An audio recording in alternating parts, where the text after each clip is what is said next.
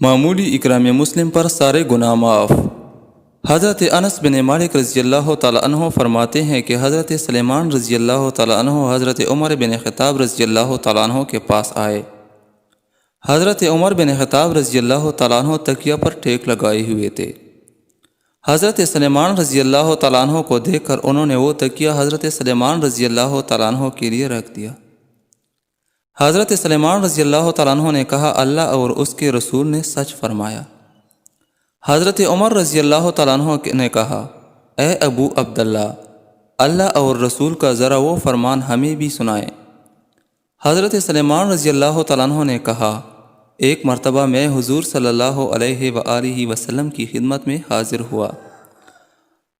آپ صلی اللہ علیہ وآلہ وسلم ایک تکیہ پر ٹیک لگائے ہوئے تھے۔